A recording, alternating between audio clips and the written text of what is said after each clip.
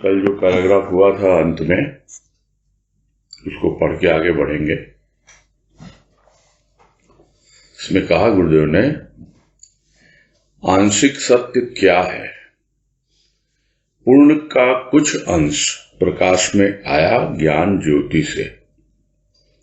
यदि व्यक्ति उस अंश मात्र को पूर्ण समझ बैठे तो यह उसका भ्रम मात्र है। भ्रम की पुष्टि के लिए अनेक ग्रंथ लिखे गए और कहा गया इन ग्रंथों का पठन पाठन भ्रम निवृत्त करेंगे, किंतु ऐसा हुआ कहाँ? यदि ये ग्रंथ व्यक्ति के भ्रम की ग्रंथि खोल पाते तो सृष्टि का रूप ही दूसरा होता। बुद्धि के चक्र ने ही मनुष्य को परेशान कर रखा है। अहंकार का चक्र तो अधिक भ्रमपूर्ण है। अहंकार के चक्र ने व्यक्ति का जितना अहित किया है, कल्पनातीत है। और यही भाव लिया था हमने कि जो अपने ही धर्म के ऊपर अपनी ही सोच, अपने ही विचार, अपना ही रंग ढंग, जो भी उनके तौर तरीके, उसी को सब कुछ मानते हैं और दूसरे के प्रति कुछ ऐसा वक्तव्य रखते हैं या ऐसा मंतव्य रखते हैं कि भाई मेरा धर्म महान, अन्य धर्म शैतान। यानी बाकी धर्म तो सब बेकार, बिल्कुल गलत दिशा में लेके जा रहे हैं। सिर्फ हमारा धर्म ही जो है वही सबसे बड़ा है, सबसे ऊंचा है। तो ऐसे लोग क्या है, वो तो थोड़ा सा आपने अनुभव कर लिया सत्य का, उसका एक अंश, और समझ बैठे कि हाँ जी, हमने तो पूर्ण रूप से सत्य को जान लिया। तो यही कह रहे हैं कि पूर्ण का कुछ प्रकाश आया सामने, आंखों के सामने एक अंश आया उसका। किसके द्वारा? ज्ञान ज्योति से आया। किंतु उस अंश को पूर्ण मान बैठना ये तो भ्रम है। तो कैसे कोई समझे कि मुझे अंश का अनुभव नहीं, पूर्ण का अनुभव हुआ है? उसके लिए भी हमारे पूर्वजों ने, जिन्होंने अनुभव किया है और अपने अनुभव व्यक्त किए हैं, यही किया है कि जिस वक्त पूर्ण की अनुभूति होती है उस वक्त अनुभूति ही नहीं होती, कुछ भी नहीं होता, एकमात्र वो पूर्ण ही रहता है। चाहे वो भीतर है, बाहर है, कहाँ है, कहाँ नहीं है, ये सब हिसाब किताब ही नहीं होता। और तभी ऋषि ने उद्घोष किया, जो श्लोक हम लोग बोलते रहते हैं, पूर्णमदः पूर्णमिदं वाला, कि सभी कुछ पूर्ण ही पूर्ण है। वो अवस्था विशेष पर पहुंचने के बाद पता लगता है, किंतु दूसरा तो उसको समझ भी नहीं पाएगा। और यदि आप उस अंश को, थोड़ा सा एक अंश आपको अनुभव में आया पूर्णता के नाम पर, और आपने उसी को पूर्ण समझ लिया कि हाँ भाई, मुझे जो अनुभव मिल गया बस यही अंतिम है, इससे आगे कुछ नहीं है, तो वो अज्ञात बना ही रहता है। हाँ ठीक है, जितना हमारे अनुभव में आया, जितना हमने जाना ज्ञान की ज्योति से, संभव है और जानेंगे, किंतु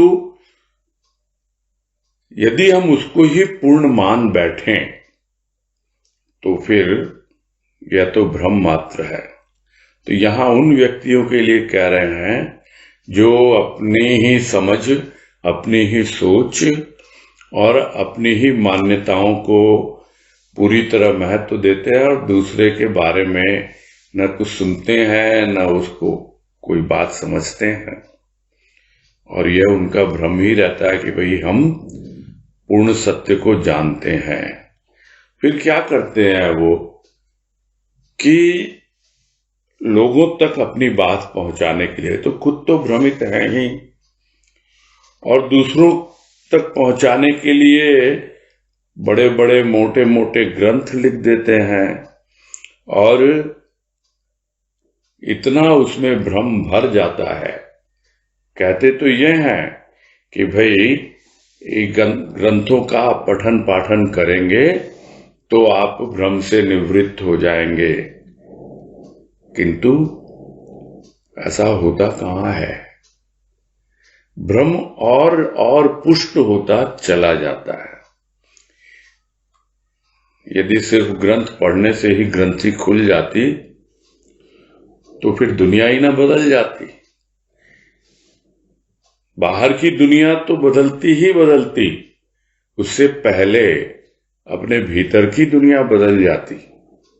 किंतु भीतर की दुनिया में तो अभी भी चक्र चल रहा है, क्योंकि ग्रंथ कैसे लिखे गए हैं? बुद्धि के आधार पर, अपने अहंकार को प्रदर्शित करने के लिए। तो इस तरह है जो बुद्धि का चक्र है, उसी ने मनुष्य को इतना परेशान कर रखा है, और साथ ही साथ यह अहंकार आ जाता है, ये तो और ज्यादा बुद्धि में भ्रम की सृष्टि करता है। नहीं, तुमने सोचा है, तुमने बहुत अच्छे ढंग से, जिसको अंग्रेजी में कहते हैं लॉजिकली उसको प्रूव किया है। लॉजिक क्या है? तर्क वितर्क। तो यदि तर्क वितर्क से आप किसी को सिद्ध कर सकते हो तो यह भ्रम की ही सृष्टि करता है आपकी बुद्धि में, और आपके अहंकार को ही बहुत बढ़ाता है, और वो बढ़ा हुआ अहंकार उस बुद्धि के भ्रम के ऊपर और एक परत दर परत जमा देता है। यानी कितने भ्रमपूर्ण स्थिति बन जाती है प्राणी की कि बस वो अहंकार के चक्र में ही घूमता रहता है। और इसने कितना लोगों का अहित किया है, यानी बुरा किया है, गलत दिशा में ले गया यह अहंकार। यह कोई सोच भी नहीं सकता। कोई सोचे भी तो कितना सोच लेगा, उदाहरण दे देगा, क्योंकि वो सामने आते हैं। किंतु जो सामने ही नहीं आते, दूसरों का अहित किया या नहीं किया, स्वयं का तो अहित किया ही किया है उस अहंकार ने, जो उस अहंकार के चक्र में फंस गया।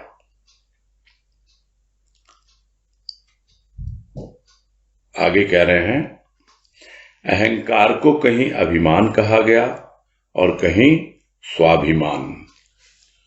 जो स्वयं को नहीं जानता वह स्वाभिमान कहने का कहां तक अधिकारी है, यह विचारणीय है। कौन विचार करे और क्यों विचार करे, उसे तो अहंकार ही अति प्रिय है। इसी अहंकार और बुद्धि बल पर धर्माचार्यों ने अपने अहंकार का ही प्रदर्शन किया। व्यक्ति को सत्य के आंशिक रूप को पूर्ण घोषित कर भ्रम के चक्र में ही डाला। अहंकार की प्रज्वलित अग्नि पर इन ग्रंथों ने विचार रूपी घृत ही अधिक डाला, शांति रूपी जल की वृष्टि न कर पाए, क्योंकि उन उपदेशों में बुद्धि और अहंकार छद्मवेश में कार्य कर रहे थे, और आज भी वह चक्र चल ही रहा है, और शायद किसी न किसी रूप में चलता ही रहेगा।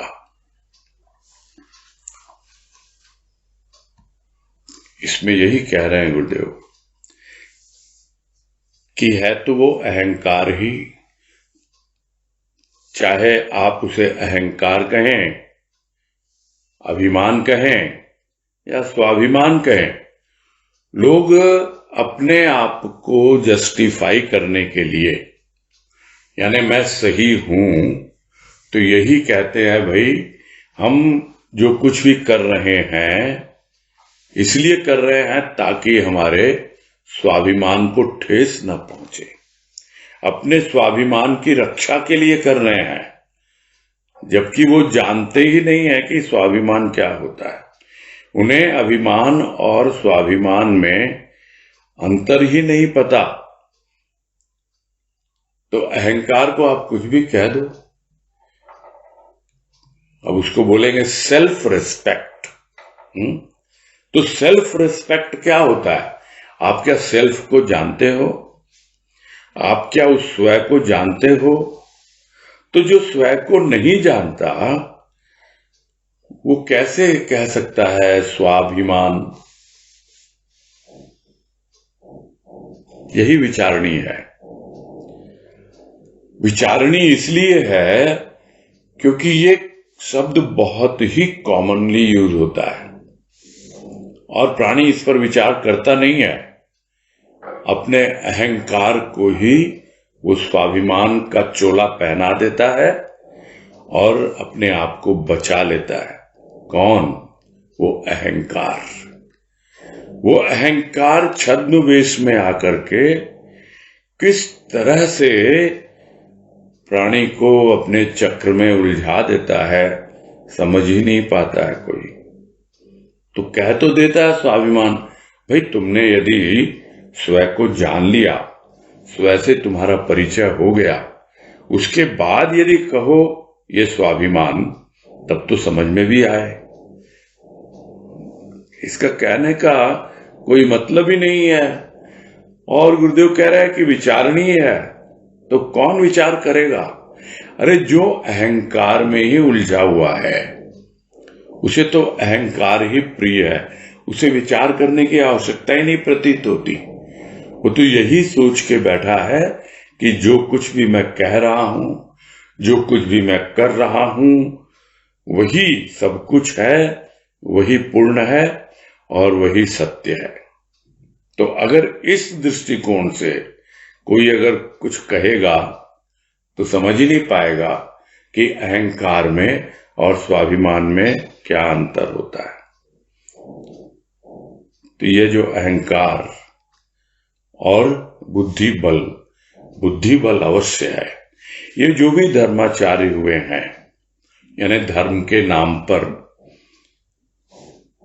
आचार्य यानी पंडित जो पढ़ाते हैं, धर्म की व्याख्या करते हैं और किसी धर्म विशेष का ठेका लेके बैठे हैं, तो इस तरह जो भी धर्माचार्य हैं वो अपना अहंकार और साथ ही साथ बुद्धि बल, जरूर बुद्धि बल है, किंतु वो बुद्धि में भ्रम घुसा हुआ है, उनको पता नहीं है ये, और अहंकार का प्रदर्शन करते हैं। यदि बुद्धि में थोड़ा भी वास्तविक ज्ञान आता, शुद्ध ज्ञान आता, तो उनका अहंकार भी शुद्ध होता। अब बुद्धि स्वयं भ्रम में है, अहंकार पहले से ही तैयार बैठा है भ्रम को और बढ़ाने के लिए। तो क्या करते हैं फिर? इसी अहंकार के द्वारा और अपने बुद्धि बल के द्वारा दिखाएंगे बस यही ठीक है, इसके अलावा कुछ नहीं। ज्यादा बोले, कुछ और कहें, चलो बैठो बताओ कौन से शास्त्र में लिखा है, क्या यह शास्त्र सम्मत है? फिर तर्क में लग जाते हैं और अपनी बुद्धि के बल पर तरह तरह के दृष्टांत रखने लगते हैं, बातें रखने लगते हैं। तो यह क्या है? ये कुछ और नहीं है, ये अहंकार का ही प्रदर्शन है। और थोड़ा सा उनको सत्य का अंश अनुभव में आ गया और उसी को पूर्ण कह देते हैं, हाँ इससे आगे कुछ नहीं है, यही पूर्ण है। जबकि देखा जाए जिस किसी को भी अनुभूति हुई है सत्य की, या कहें परमात्मा की, भगवान की, कुछ भी, वो कभी इस बात को स्वीकार नहीं करता। वो जानता है कि जो भी मुझे अनुभव मिला है वो उसकी कृपा से मिला है, भले ही मुझे अपने भीतर उस पूर्णता का बोध हो रहा हो, किंतु वो उसका उद्घोष नहीं करता है। इसी पर एक बात याद आ रही है जो गुरुदेव के संदर्भ में सुनी हुई है कि किसी ने पूछा गुरुदेव से कि भाई आपको भगवान के दर्शन हो गए, क्या आपने भगवान को देखा है? तो गुरुदेव ने यही उत्तर दिया, मैंने उसको देखा है जिसने भगवान को देखा है। ये कितना अकिंचन भाव है, जबकि उन्होंने देखा है भगवान को, उन्होंने पूर्णता का बोध किया है, किंतु फिर भी वो कहते नहीं कि जो मैंने अनुभव किया वही पूर्ण सत्य है। और दूसरी ओर ये धर्माचार्य, ये जो आंशिक सत्य को पूर्ण घोषित कर रहे हैं और भ्रम ही फैला रहे हैं। और रहा साहब जो ग्रंथ लिख गए, जिन ग्रंथों की व्याख्या करते हैं ये, और इसके द्वारा और अपना अहंकार बढ़ाते हैं, तो यह जो अहंकार की जो अग्नि उनके भीतर प्रज्वलित है, तो ये जितने भी ग्रंथ हैं उनमें जो भी विचार निहित है, तो उनके विचारों को और बढ़ाया है अहंकार के विचारों को। तो अहंकार की प्रज्वलित अग्नि पर इन ग्रंथों ने विचार रूपी घृत ही अधिक डाला। यानी जितना वो उसकी व्याख्या करते हैं और उसको सामने रखते हैं, तो और लगता है खूब अहंकार उनका बढ़ रहा है। यदि शांति रूपी जल की वृष्टि होती तब न वो अहंकार शांत होते। अहंकार शांत होता नहीं, उसकी प्रज्वलित अग्नि जल से ही शांत होगी, और वो जल किसका? शांति का। अन्यथा ग्रंथों के दृष्टांत लाएंगे, उदाहरण लाएंगे और उन ग्रंथों का हवाला पेश करेंगे, तो इस तरह और उनका अहंकार बढ़ता ही चला जाता है। क्यों? क्योंकि उन उपदेशों में जो लिख के गया है, जो उपदेश वो लिखे हुए ग्रंथों से अपने ढंग से बोल रहे हैं, उसमें भी बुद्धि और अहंकार छद्मवेश में कार्य कर रहे थे और आज भी कर रहे हैं। अब ये पढ़ते पढ़ते पता नहीं क्यों लग रहा है कि क्या हम भी वही नहीं कर रहे? क्या लोग यह नहीं समझ रहे कि भाई ये भी गुरुदेव की लिखी हुई पुस्तकें और उनके लेख लेके बैठे हैं और अपने अहंकार का प्रदर्शन कर रहे हैं? पता नहीं। हम तो यही मान के चलते हैं कि हमें तो कुछ नहीं पता, जो गुरुदेव कहलवाते हैं वही है, वो उनकी कृपा है। अब यदि इसमें किसी को अहंकार की कुछ बदबू आती हो या ऐसा लगता हो कि यह अहंकार प्रदर्शन है, तब यह तो उन्हीं की समस्या है। अब इसका तो क्या इलाज किया जाए? खैर, बातें थोड़ी अलग दिशा में जाने लगी।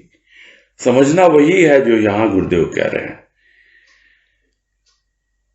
कि वो समझ पा रहे हैं कि वो उपदेशों के द्वारा अपने अहंकार का ही और पोषण कर रहे हैं और बढ़ा रहे हैं, और उसी चक्र में उलझे हुए हैं और पता नहीं वो चक्र चल रहा है और लोग उसमें उलझकर समझ ही नहीं पाते हैं कि आखिर उनके साथ क्या हो रहा है।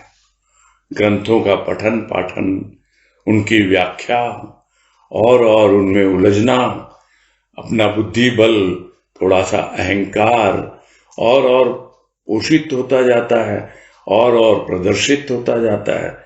तो यह तो चल ही रहा है और किसी न किसी रूप में चलता ही रहेगा।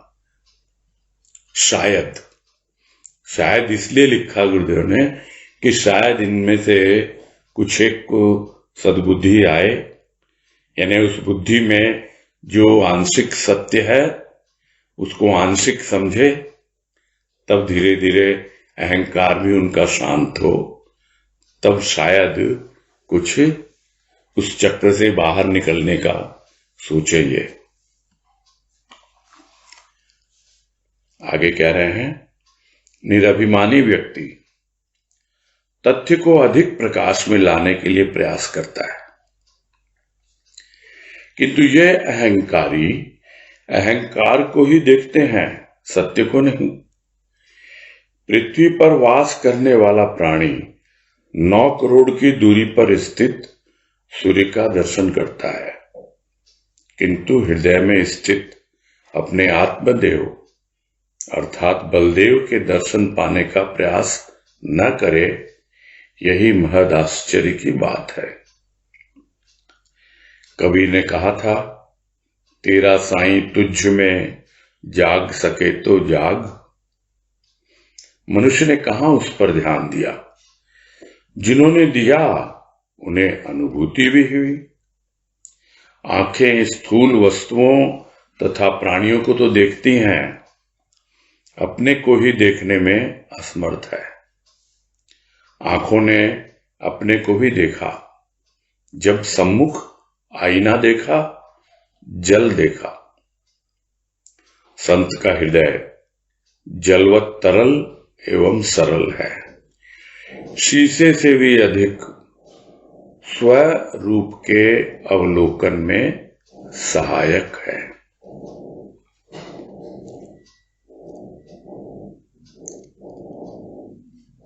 और इसमें यही समझा रहे हैं गुरुदेव कि जो निरभिमानी व्यक्ति है, यानी जिसको समझ में आता है कि अभिमान से कोई लाभ नहीं, और जिसने अपना सारा अभिमान अपने प्रभु के चरणों में डाल दिया है, अभिमान का लेश मात्र भी उसकी सोच में समझ में नहीं है, तो वैसा व्यक्ति तो तथ्य में प्रकाश लाने का प्रयास करता है।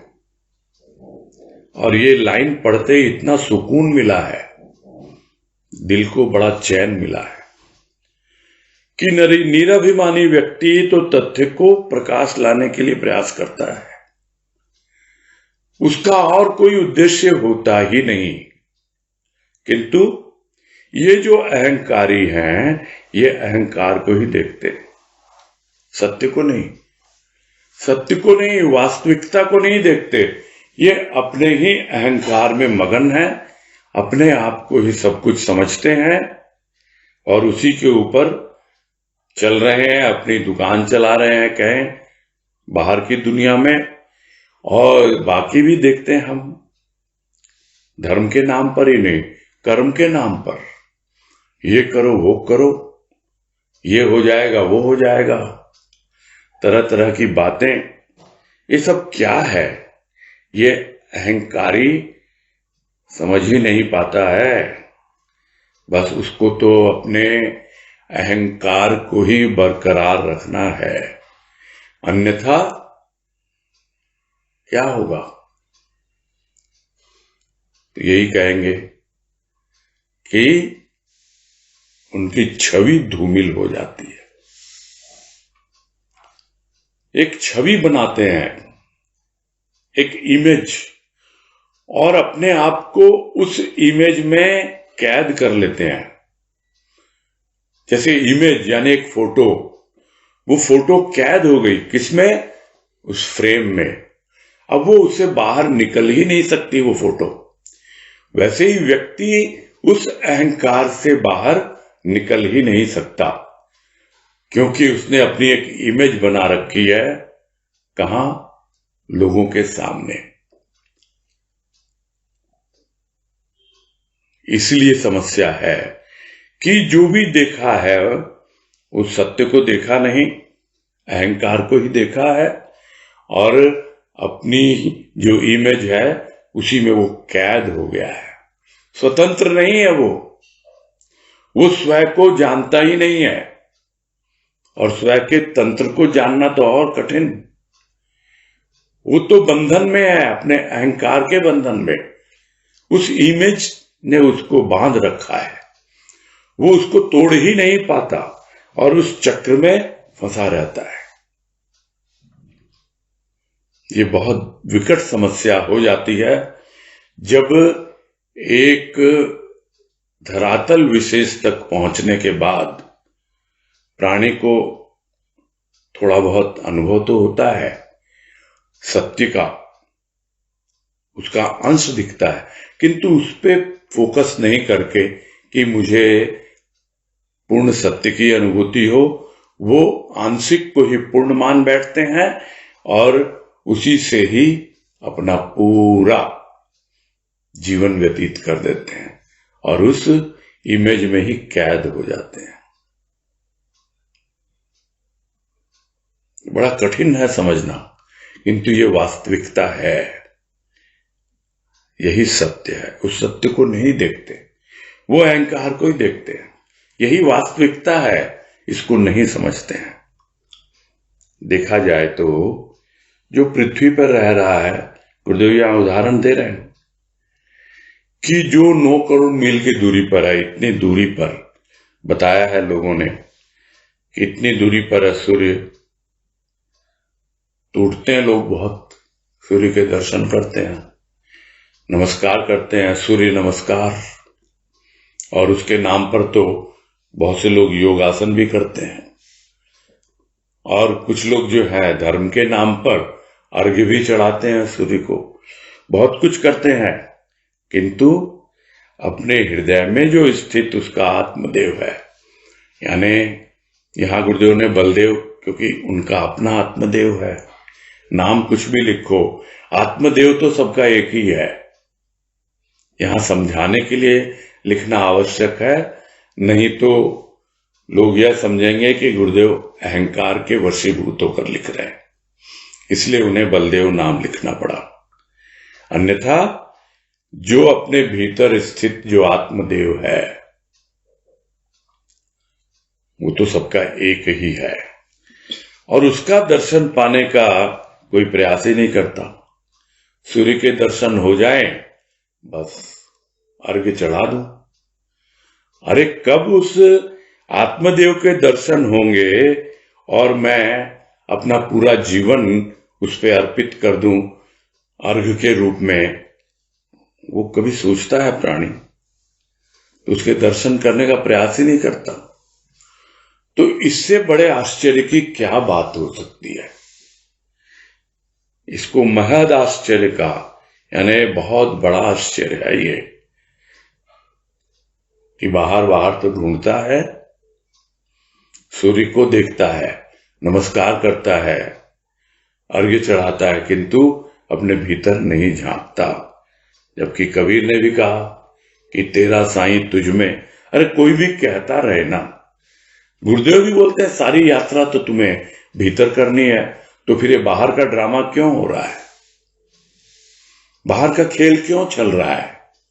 बोला इसलिए चलाते हैं ताकि लोग आकर्षित हो और कम से कम भीतर तो जाएं। अच्छी बात है, तो क्या भीतर जाने के लिए आपने प्रेरित किया किसी को?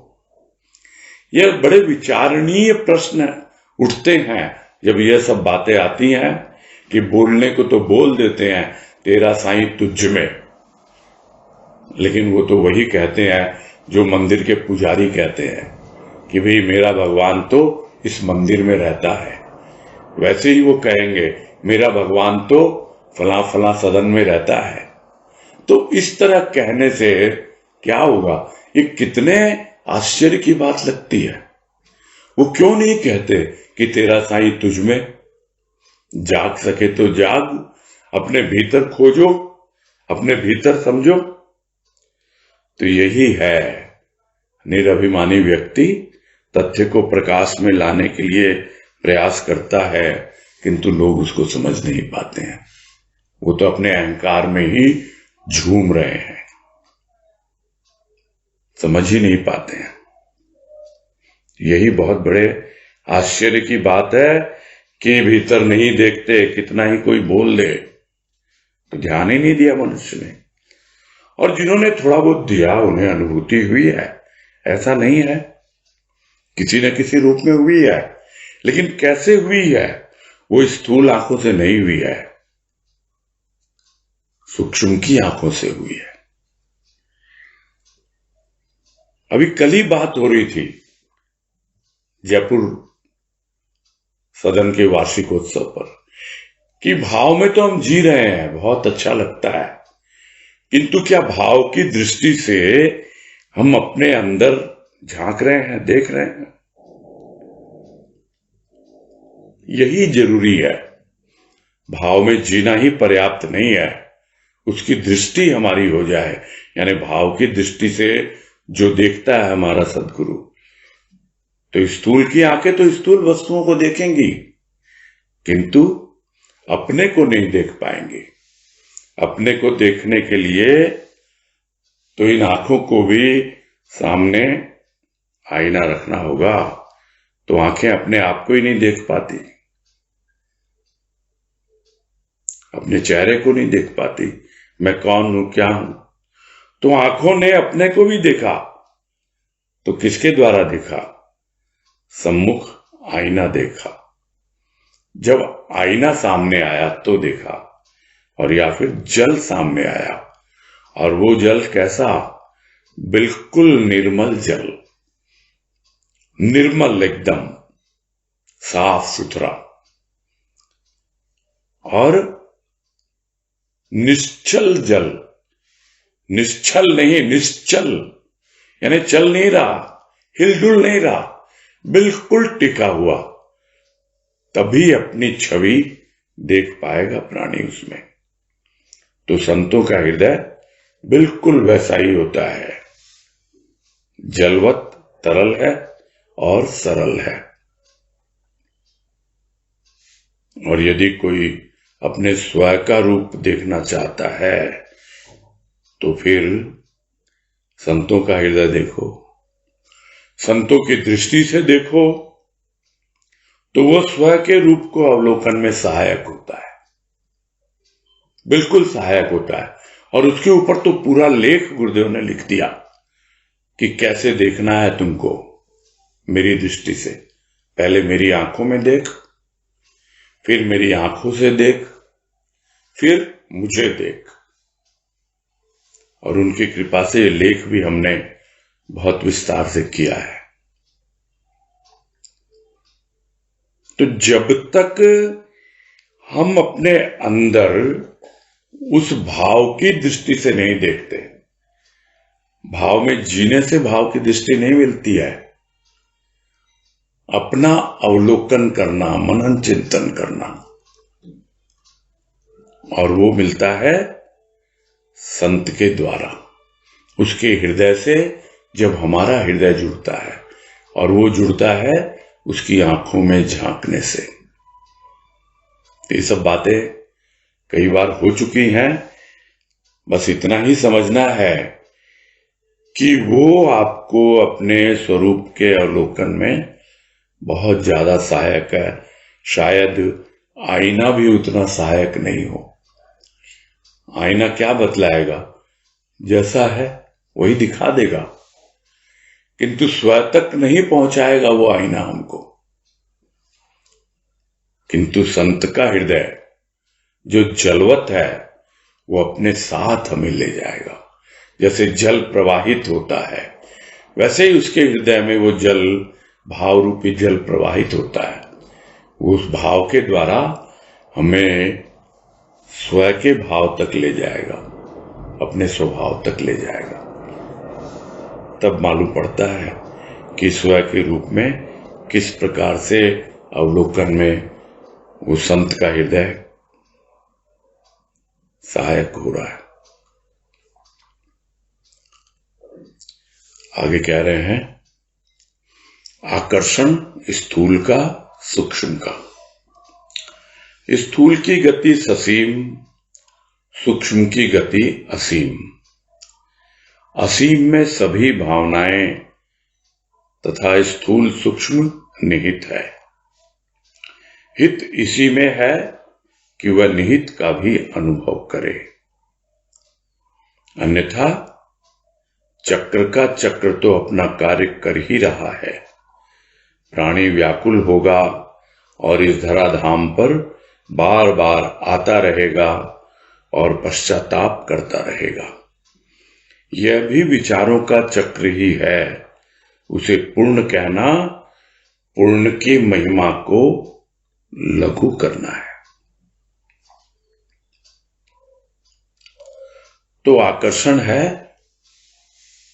बिल्कुल है। स्थूल का आकर्षण सब जानते हैं, और उसके ऊपर बहुत सुंदर ढंग से गुरुदेव ने एक प्रवचन किया है। बहुत अच्छे से समझा दे रहे हैं कि आकर्षण का क्या रूप बनता है, और उस प्रवचन का शीर्षक ही है आकर्षण। तो वो जो आकर्षण है स्थूल का है, उसका कारण क्या है?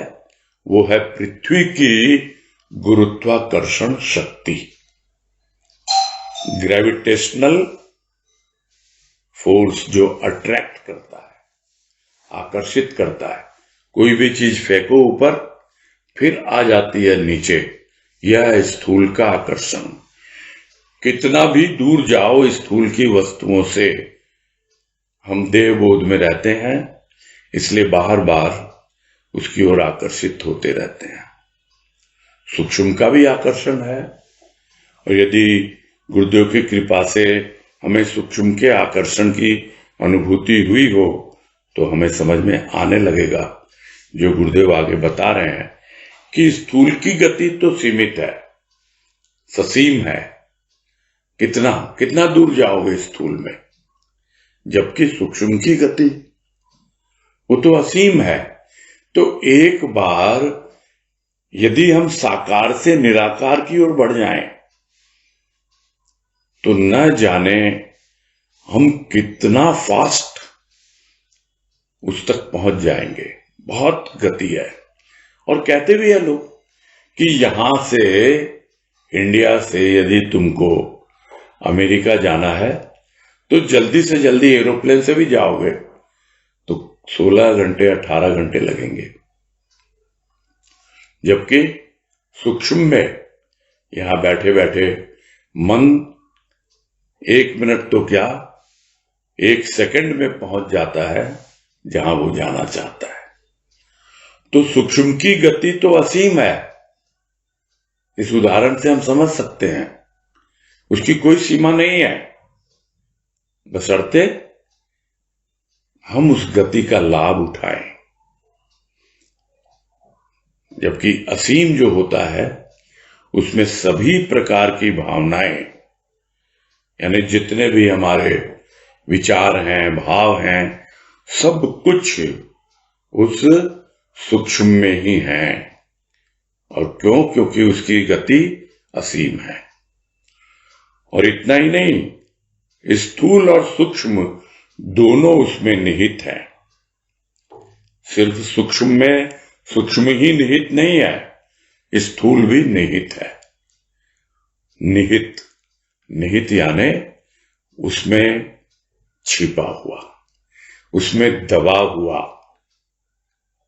उसको ही तो प्रकट करना है। उस छिपे हुए को, उस ढके हुए को बाहर प्रकट करना है, उस सूक्ष्म की गति के द्वारा। तो उस असीम में ही हमारी सारी जितनी भी भावनाएं, हमारे विचार, जितने भी इमोशंस, सब कुछ उसी के अंदर छिपे हुए हैं। साथ ही जो स्थूल से संबंधित हैं, वो भी उसी में छिपे हुए हैं।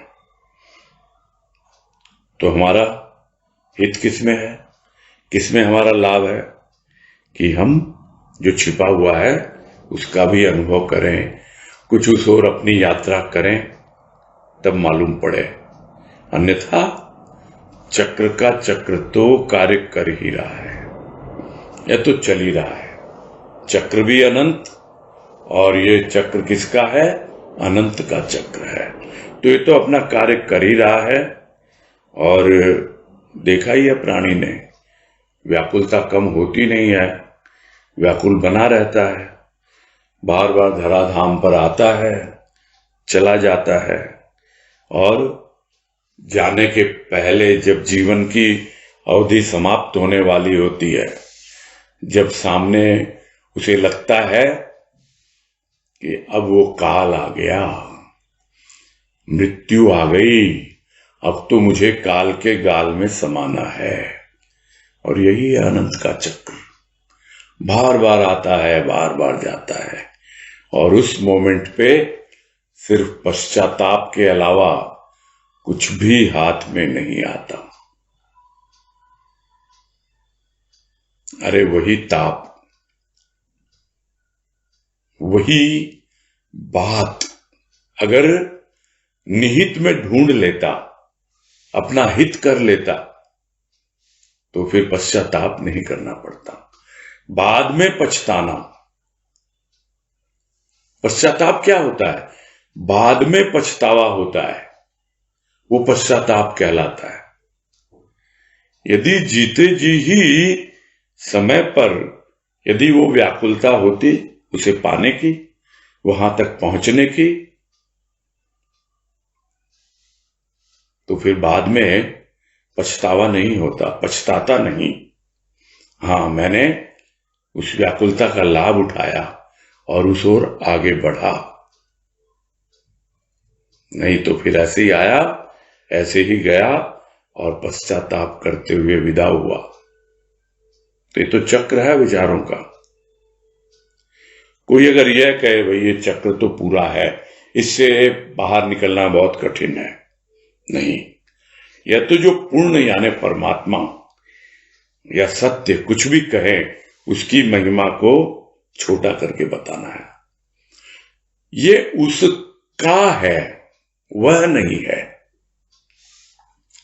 अनंत का चक्र है ये, अनंत नहीं है। अनंत तब तक लगता है ये चक्र जब तक कि प्राणी इसे समझता नहीं है, और इसीलिए कहता है कि यह पूर्ण है। भाई इस चक्र से कोई बाहर नहीं निकल पाया। तो यह विचारों का एक चक्र है, इसके अलावा कुछ नहीं है। और आप इसी को पूर्ण मान बैठे हो, नहीं, पूर्ण की महिमा को आप अभी बहुत छोटा करके देख रहे हो, बहुत लघु करके। आगे कह रहे हैं, दृष्टि की गति तथा शक्ति के अनुसार ही मनुष्य किसी वस्तु तथा भाव तक पहुंच सकता है तथा देख सकता है। यह देखना भी अपना रहस्य रखता है। कुछ को हम चर्म चक्षुओं से देखते हैं, कुछ को ज्ञान चक्षु से। ज्ञान चक्षु का कोई रूप नहीं, अरूपी को अरूपी ही देखता है। चर्म चक्षुओं की वहां तक गति कहां? यह भी विचारों का चक्र ही है। जो कुछ लिखा गया, जो कुछ कहा गया, लिखा गया, वही ठीक है, तथा अन्य विचार भ्रमात्मक हैं, यह हठ धर्मी ही कह सकता है, विचारशील व्यक्ति नहीं। तो जो विचारशील व्यक्ति होता है वो विचार करता है, देखता है मेरे पास कौन सी दृष्टि है और मैं किसको देख रहा हूं, और उस दृष्टि के द्वारा मैं कितनी दूर तक देख पा रहा हूं। तो दृष्टि की गति, तो स्थूल की गति तो सीमित है। हाँ, सूक्ष्म की दृष्टि मिले तब वो गति आगे बढ़े, किंतु उस गति में भी कितनी शक्ति है वो देखना होगा। गाड़ी तो हम खूब भगा रहे हैं, जीवन की गाड़ी या कोई भी कार, फिर शक्ति कितनी है उसमें, कितने हॉर्स पावर का इंजन लगा है, क्या पता है किसी को? नहीं भाई, हमें तो नहीं पता, हमको तो बस गाड़ी चलाना आता है। तो गाड़ी चलाना आता तो चलाओ, किंतु कितना भगा सकते हो मालूम नहीं, तुम्हारी गति क्या होगी, कितनी स्पीड से ले जा सकते हो, यह इंजन पर निर्भर करेगा। नहीं तो इंजन गर्म हो जाएगा और गाड़ी ब्रेकडाउन में चली जाएगी। तो वो दृष्टि उसी पे निर्भर करती है कि गति क्या है दृष्टि की और शक्ति क्या है उसके भीतर। तो उसके द्वारा ही मनुष्य किसी वस्तु तक या भाव तक पहुंच सकता है। अब देखें, जो दृष्टि है हमारे पास, किस दृष्टि के द्वारा हम कहां तक पहुंच सकते हैं। तो इसलिए उसको और स्पष्ट कर रहे हैं गुरुदेव कि ये देखना भी रहस्य रखता है। इस रहस्य को कोई समझ नहीं पाया, जबकि बातें हम करते रहते हैं। वो दृष्टि यदि हमें मिल जाए, जो बात अभी भी हुई, कि वो दृष्टि मिल जाए और फिर हम देखें उस दृष्टि की गति कितनी है और उसकी शक्ति कितनी है, उसी के अनुसार ही हम उस भाव विशेष तक पहुंच पाएंगे। यदि हमें स्वभाव तक पहुंचना है तो फिर हमारी दृष्टि में बहुत पैनापन होना चाहिए, भाव की दृष्टि में। किंतु स्थूल को देखने के लिए भी स्थूल की आंखें भी आप देख सकते हैं उस सूक्ष्म की आंखों से। भाव की दृष्टि से आप दुनिया को भी देख सकते हैं, इसमें कोई संदेह होना ही नहीं चाहिए। तो इसलिए गुरुदेव यहां समझा रहे हैं कि यह देखना भी अपना एक रहस्य रखता है। तो कुछ को तो हम चर्म चक्षुओं से देखते हैं, यानी बाहर की आंखों से, और कुछ को ज्ञान चक्षुओं से। यहां गुरुदेव ने ज्ञान चक्षु कहा है, और बार बार भाव की दृष्टि इसलिए कहा जा रहा है क्योंकि भाव से अभी हमारा परिचय है, थोड़ा बहुत जितना भी है, किंतु ज्ञान से हमारा परिचय बहुत कम है। तो हम उन ज्ञान चक्षुओं को कितना काम में ले पाएंगे, वो तो धीरे धीरे जब वो भाव हमें ज्ञान तक ले जाएगा तब हमारे ज्ञान के चक्षु खुलेंगे, यानी हमारी प्रज्ञा जागेगी, तब पता लगेगा। तो कुछ को हम उससे देखते हैं, चर्म चक्षुओं को से, और कुछ को ज्ञान चक्षुओं से। तो ज्ञान चक्षु का कोई रूप तो है नहीं, वो तो अरूपी है। तो इसलिए अरूपी जो सूक्ष्म है उसको देखने के लिए अरूपी आंखें चाहिए। तो ज्ञान अरूपी है, इसीलिए वो देख पाएगा। चर्म चक्षुओं की गति नहीं है वहां पर गति है ही नहीं। इस बात को कोई समझ ही नहीं पाता। यही रहस्य है, ये देखना, इसका रहस्य यही है कि सब कुछ देखते हुए भी हम समझ नहीं पाते हैं, और यही विचारों का चक्र है। इसी में उलझा हुआ प्राणी समझ कर भी समझ नहीं पाता। एक बार को समझ लिया, हाँ भाई बात तो ठीक है, भाव की दृष्टि मिली है, तो क्या फिर ज्ञान की दृष्टि आ रही है? सोचने लग गया। यही समझना है, नहीं तो वो विचारों के चक्र में फिर उलझ जाएगा। क्योंकि चर्म चक्षुओं की गति तो है ही नहीं वहां तक। बाहर के आंखें बाहर ही देख सकती हैं, किंतु भीतर की आंखें, तो भीतर की आंखों के अनेक रूप होते हैं, किंतु भाव की पहुंच सब जगह है।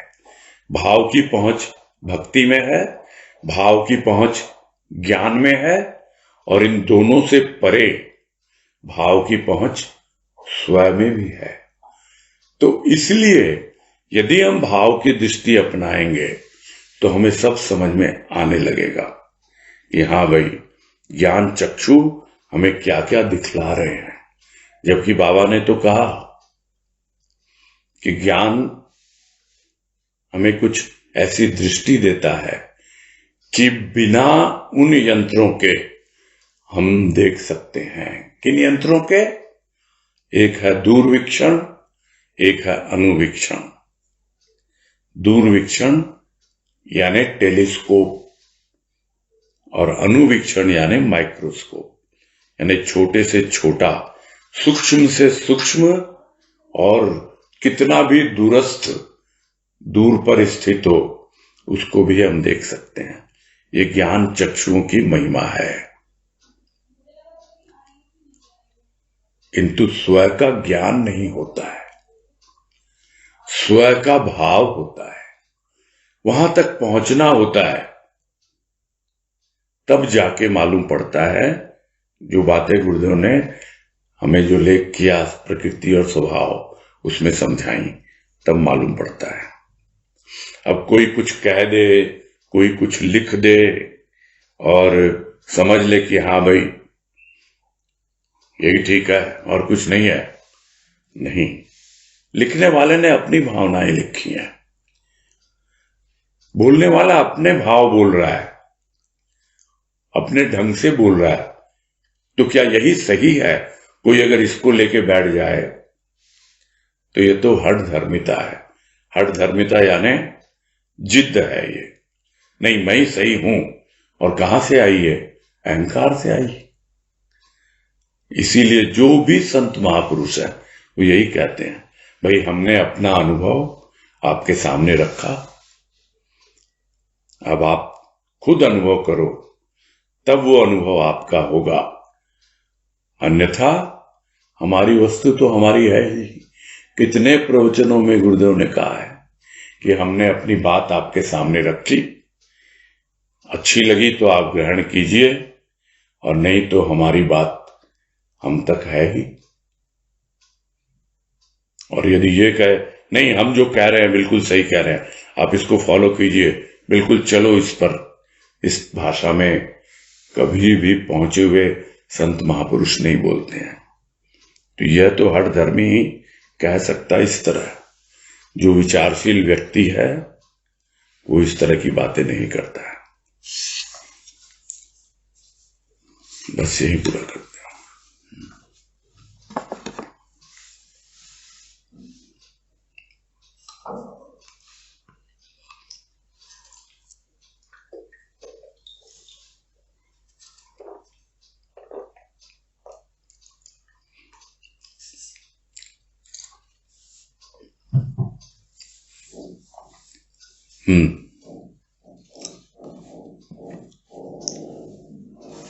तनुश्री शर्मा बोलो। प्रणाम भैया। हाँ नमस्कार, बोलो। वो जो शुरू में बात आई थी कि हम अपनी ही छवि में बन जाते हैं, हाँ, इमेज में बन जाते हैं, वो थोड़ा समझना था। वो अहंकार की इमेज है और क्या है, उसी को समझाने का प्रयास किया गया था। अच्छा। वो अहंकार आपको एक इमेज में बना देता है, बांध देता है। आपने अपनी एक छवि बना ली, बस उसमें कैद हो गए आप, और उस अहंकार से बाहर निकल नहीं पाते आप। हाँ। ये कहने का मतलब था। और एक लाइन और आई थी कि जैसे असीम में ही सब सूक्ष्म और स्थूल की भावनाएं हैं। हाँ जी।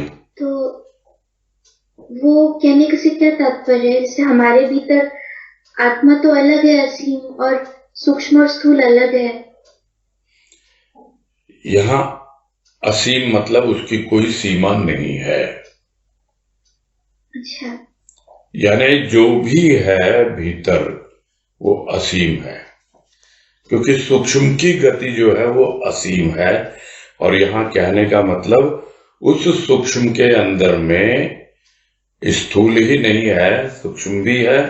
और कोई समझे भाई यह तो सूक्ष्म की गति है, ये असीम है, किंतु उस असीम के अंदर स्थूल भी समाया हुआ है, सिर्फ सूक्ष्म ही नहीं है।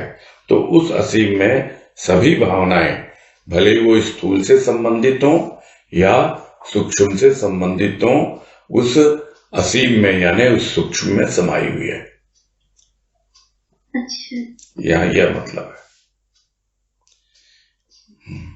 ठीक है भैया। हरिओम। हरिओम। हाँ हाँ, पूनम अग्रवाल।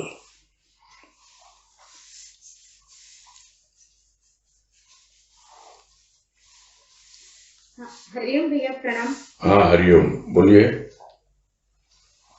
भैया ये जो पैराग्राफ आया था ना, आकर्षण स्थूल का सूक्ष्म का, हाँ, इसमें जो लास्ट लाइन है ना, यह भी विचारों का चक्र ही है, उसे पूर्ण कहना पूर्ण की महिमा को लघु करना है। तो इसमें आपने ये बताया था कि अनंत चक्र नहीं, अनंत का चक्र है। ये थोड़ा और एक्सप्लेन कीजिए ना, थोड़ा समझ में कम आ रहा है। देखो, पूर्ण है कौन है? पूर्ण तो अनंत है ना।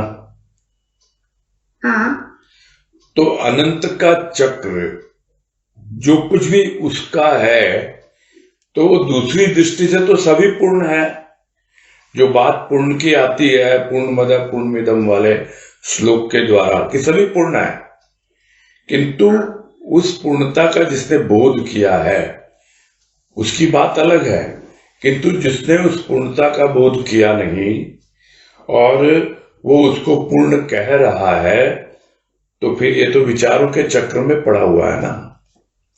वो अनंत का चक्र है, तो वो चक्र गुरुदेव ने भी कहा कि ये चक्र है अनंत का और अनंत है ये चक्र, है ना। यही कहा ना, पहले भी कहा है। तो अनंत क्या है? तो क्या इसका अंत नहीं हो सकता?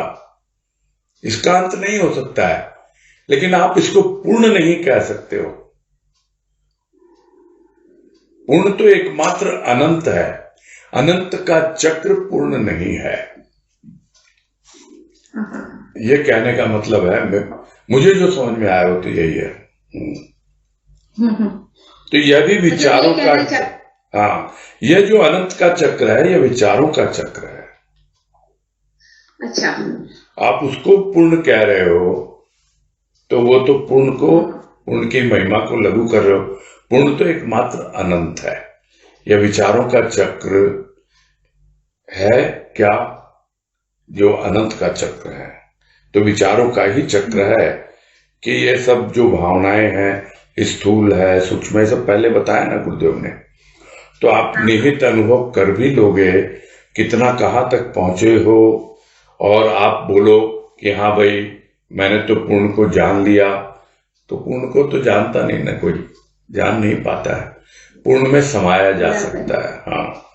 पूर्ण को जानना उचित नहीं है। वही कह रहे हैं कि वो तो अंश, आपको जो भी होगा अज्ञात तो बना ही रहेगा ना। जितना आपने जाना वो जाना, उसके अलावा जो बचा हुआ है, जो आपने नहीं जाना, वो तो अज्ञात ही रह गया ना।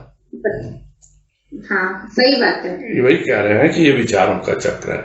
आप उसको पूर्ण कह रहे हो, तो विचारों का चक्र है ये।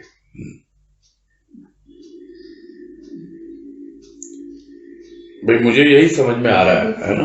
हाँ, नहीं भैया, समझ में आई बात।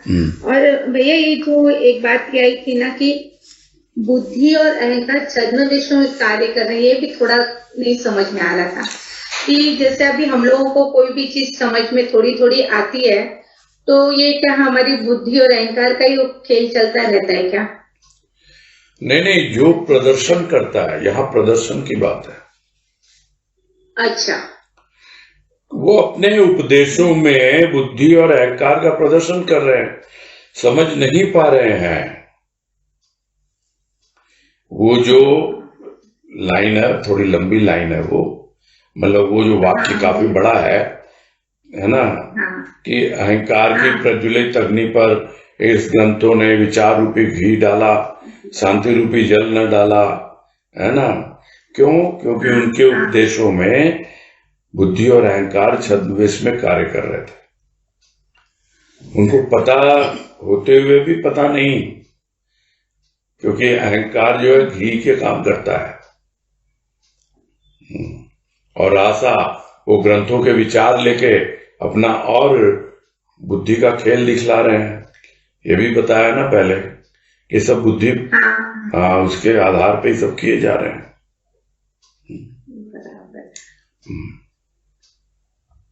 ठीक है भैया, समझ में आई बात। हरिओम भैया। हाँ, हरिओम हरिओम। हाँ, शारदा तुलसियान। प्रणाम भैया। हाँ, नमस्कार, बोलिए। हाँ भैया, ये बात आई प्रसंगवश की विचारशील व्यक्ति जो अपनी दृष्टि देखता है कि उसकी दृष्टि में कितनी गति, कितनी शक्ति। और एक बात और आपने समझाया कि हमारी दृष्टि में पैनापन चाहिए। हाँ तो भैया ये हम लोग अपनी जो भी यात्रा जो हमारी है उसके माध्यम से हमारे पास जो बल आता है उससे समझ में आएगा क्या भैया? हाँ जी, आप जो कुछ भी है आप खुद अपना जब मूल्यांकन करने लगोगे समझोगे। जैसे क्या है, एक बड़ा ही क्रूड एग्जाम्पल लेते हैं, मतलब स्थूल का ही उदाहरण। कोई जिम जाता है, वर्कआउट करता है, वेट लिफ्टिंग करता है, कसरत करता है, बहुत कुछ करता है, तो उसको दिखलाई देगा कि नहीं कितना उसके अंदर में उसका वो आया इफेक्ट, क्या पावर आया, कितनी शक्ति आई है कि नहीं आई है, क्या उसका प्रभाव पड़ा, खुद को ही पता होता है ना। बाहर की चीज तो दर्पण में देख सकता है वो कि हाँ भाई मैं जो चाहता था उस तरह से मेरी मसल्स डेवलप हो रही है, उस तरह से मेरा वेट लॉस हो रहा है, जो भी जिसका जो प्रोग्राम टारगेट लेके चलते हैं लोग। ऊपर की चीजें तो दिख जाती हैं, अंदर की चीजें तो खुद को ही देखनी होंगी, और वो दर्पण का काम करेगा आपका। बताया ना गुरुदेव ने, संत का हृदय उसकी दृष्टि से देखो, बिल्कुल जलवत होता है। जलवत इसलिए कहा कि बहता रहता है, दर्पण जो है वो टिका रहता है। ये थोड़ा सा डिफरेंस है, इसलिए गुरुदेव ने जलवत कहा कि वो भाव जो है वो आपको प्रवाह में कहां से कहां ले जा सकता है, तो उसकी दृष्टि से देखना होगा। तब अपने आप ही मालूम पड़ेगा कि गति हमारी कैसी है और शक्ति हमें कितनी है, यानी वो भाव कितना, फिर वही तीन चीजें, कितना प्रगाढ़ है, कितना गंभीर है, कितना गहन है, वो खुद ही खुद को समझना होता है।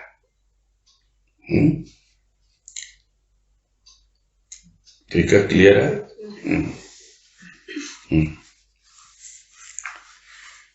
ठीक समझ में आया नहीं? हाँ भैया, हाँ भैया, बहुत अच्छे से समझ में आया भैया। ठीक, प्रणाम भैया। हाँ, हरिओम हरिओम। पूरा करेंगे फिर।